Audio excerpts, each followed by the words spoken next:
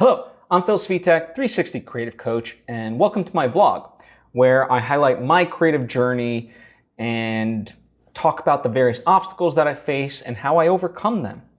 And if you haven't yet subscribed, I would encourage you to do so. That way you never miss whether my creative journey or the plethora of lessons that I put out each and every single day.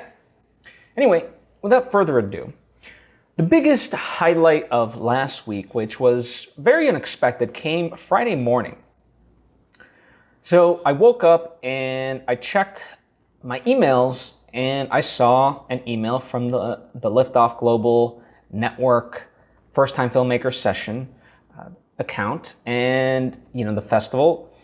And so I opened it up and I read it, and it basically said, Phil, blah, blah, blah. The winner of the feature film category is Idol, directed by Phil Svitek. And I'm like, that's strange. That's me. And just kind of based on how things were going in terms of the voting, because I was receiving kind of updates throughout the week from the actual festival. They sent it to all filmmakers. It seemed like we were a little bit behind.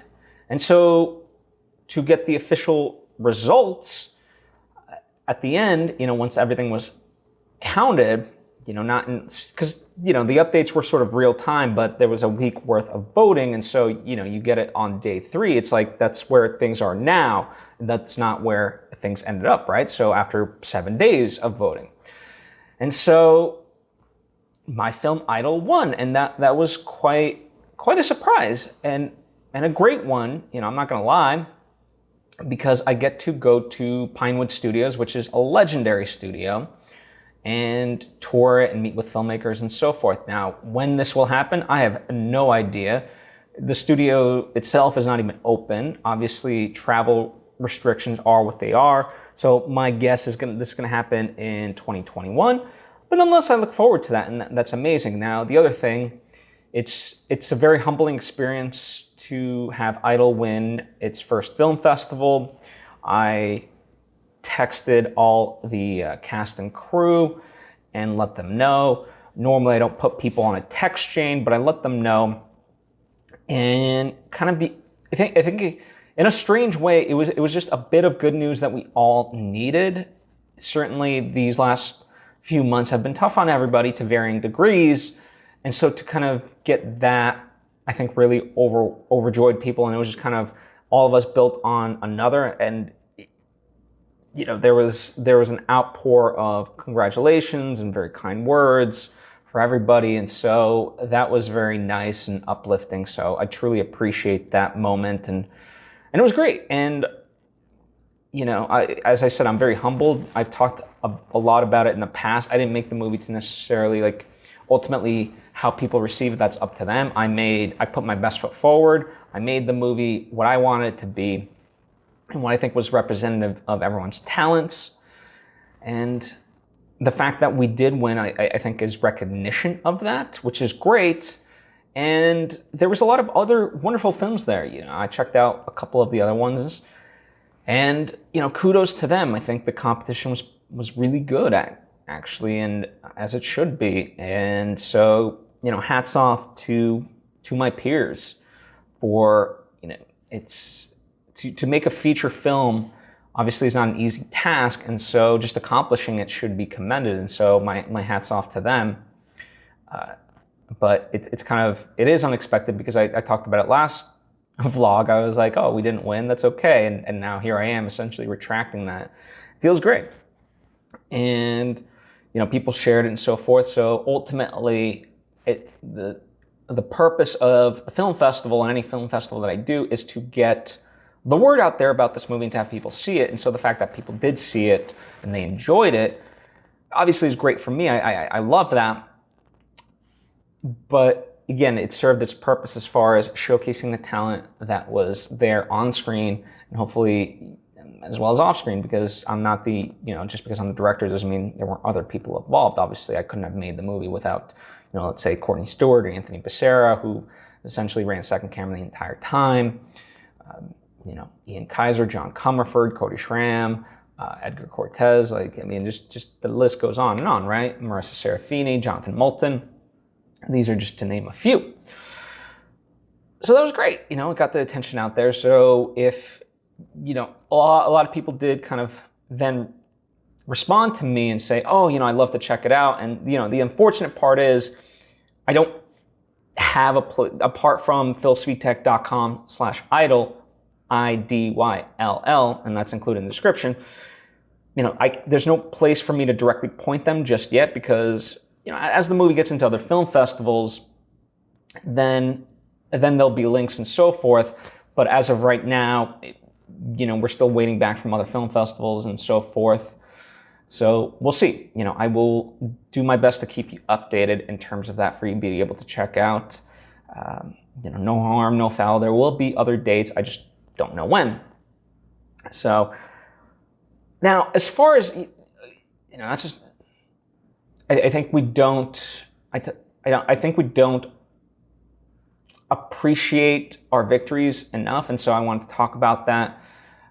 You know, one of the things that people kind of been saying to me is, oh, you know, that I'm utilizing my time well, and congrats, like, on essentially quarantine time to the max. And that's not necessarily the case. You know, this is because, you know, I have the movie, then I also posted about finishing the edits for my novel, which I'll talk about in a few moments.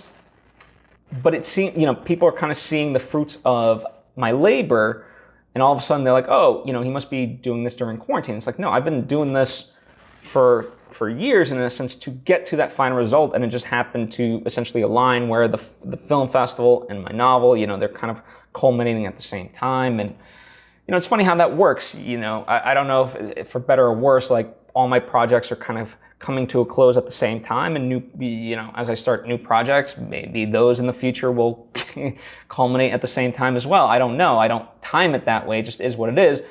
And I think that leads to a larger discussion of just pieces falling in the right place at the right time. What I mean by this is, you know, a long time when I was waiting on the sound design for the movie, you know, while I was involved in giving notes, I wasn't involved every single day, right? And so I utilized that time to work on a poster for the movie, to finesse the description of you know, what the movie was about, putting together the trailer, putting together an IMDb page, and so forth. Now, I never finalized the trailer, but I at least had like a really solid, about 2-minute draft of it that, again, I wasn't going to put out, but at least like the skeleton was there.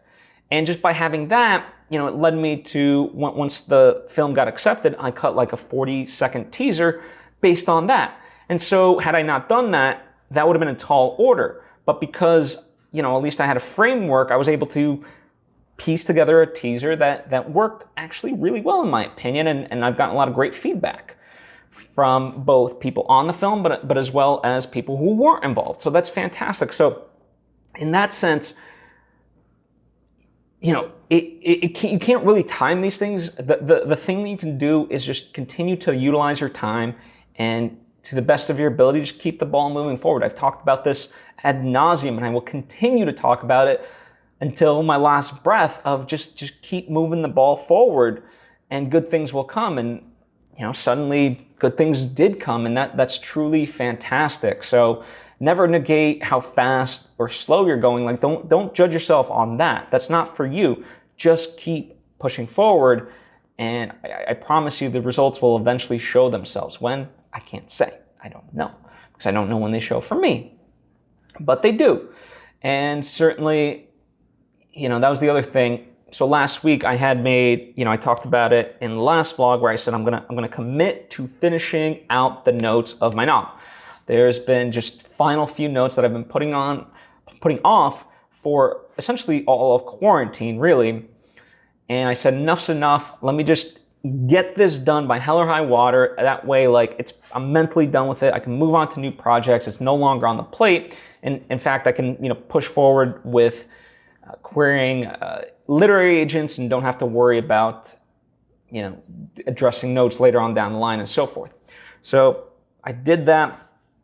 there was a set of notes from my editor Emily that I had to address, and I did.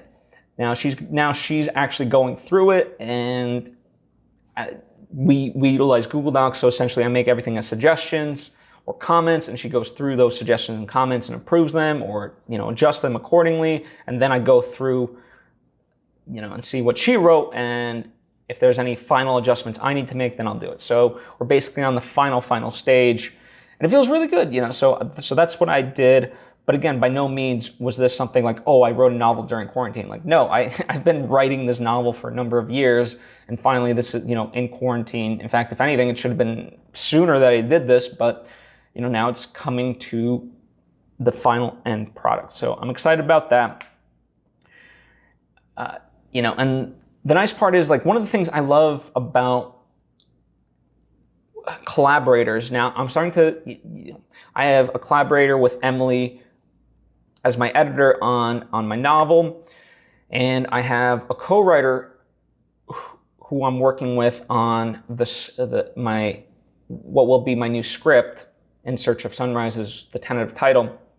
And what's nice about that is it essentially allows us a back and forth, right? So even though I didn't work on the script last week, I did at the week prior deliver notes, and as I mentioned, I did an interview with USC professor Sam Roberts to ask him various questions about artificial intelligence and virtual realities and so forth, which the story will deal with.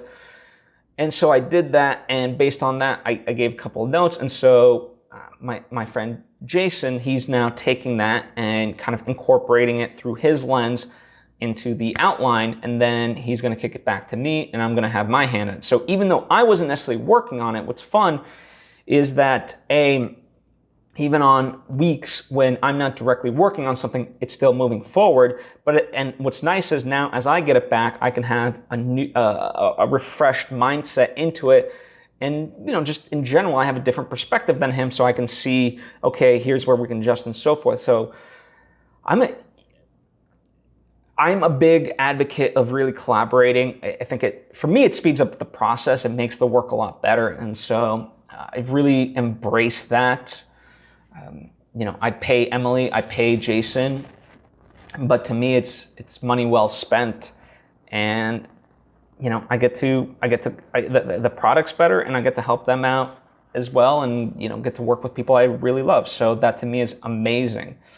So looking forward to that result. I have a portion of the outline. He's completing the rest of it today. So by tomorrow, I should be reading the full outline, and I'll start to make my notes on it and kind of go from there. So hopefully I'll have some more updates for you next week there.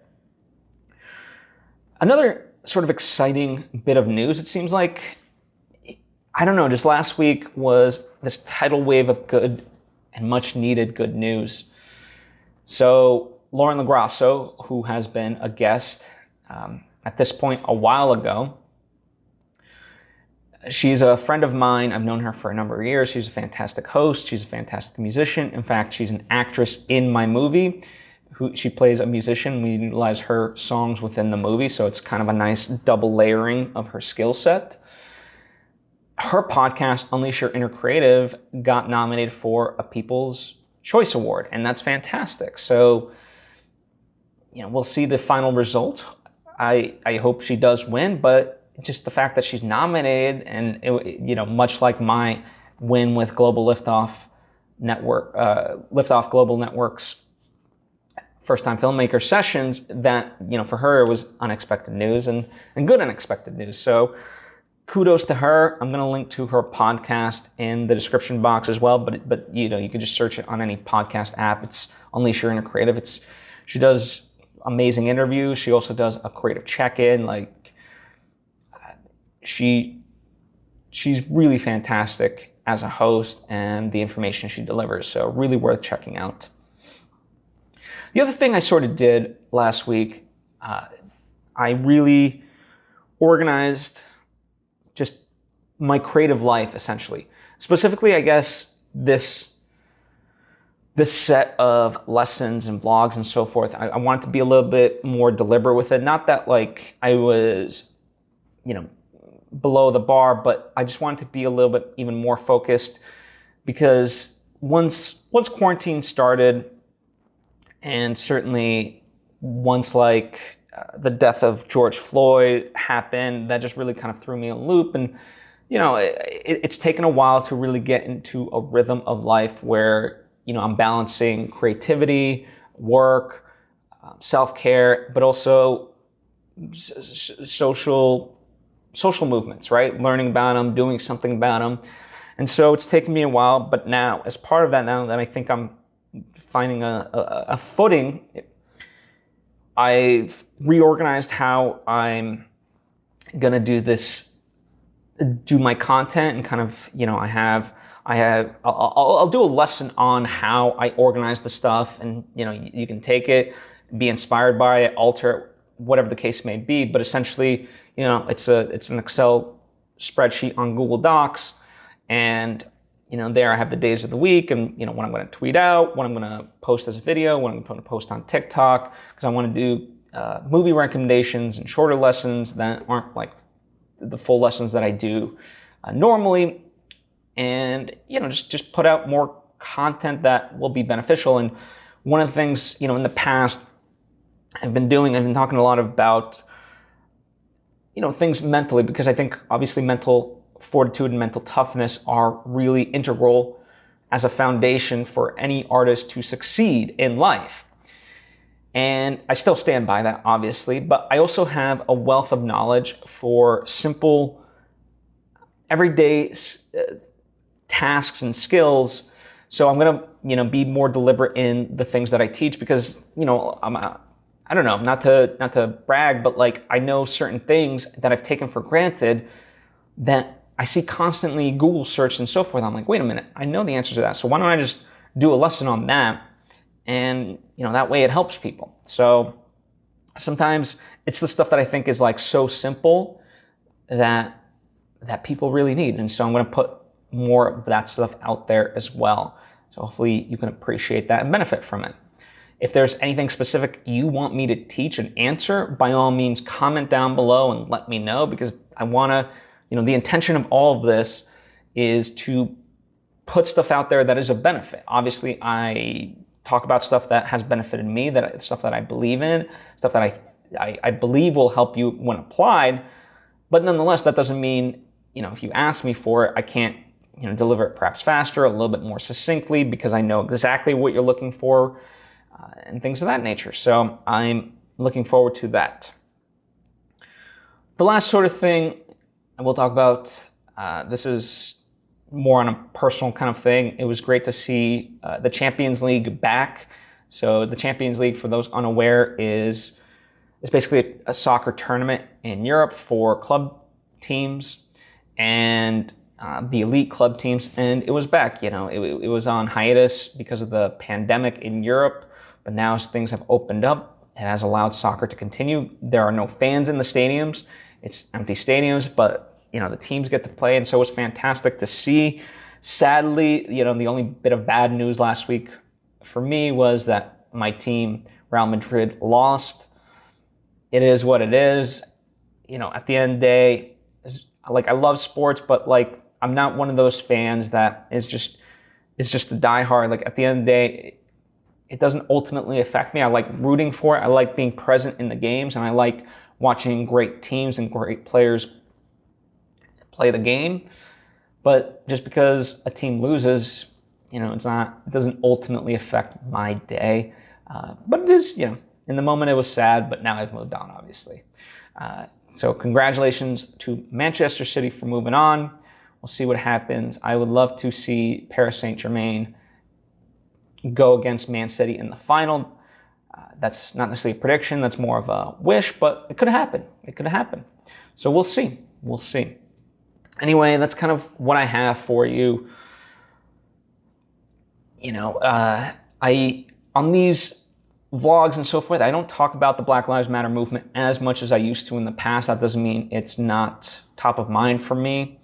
I more just post about, because it's much more immediate and so forth, and in the moment that I utilize my social media at Phil Svitek more for that sort of information. So it's a little bit more direct, and we can have a more back and forth dialogue, if you will. So, if you're wondering why I haven't been talking about it, it's because I've essentially just migrated that to my social media in that way. But Black Lives Matter and a lot of social causes remain very top of mind for me, is what I'll say. Anyway, thank you for taking the time to tune in. I appreciate you. Like I mentioned, if there's anything you want me to discuss further, whether about the things that I've talked about with my own projects or stuff that, that are obstacles in your life, please comment and let's have that conversation. Whether I can respond directly within that comment or create a whole lesson around it, I will gladly do so. And as I continue to do these various episodes and these lessons, if I encourage you to check out my archives, because there's a lot of great lessons there that you might have missed that would have actually benefit you. And of course, share this with a friend who also may benefit. I certainly would appreciate that. So thank you in advance. And the last thing that I'll leave you on is just have a great day, have a great week, and I hope to see you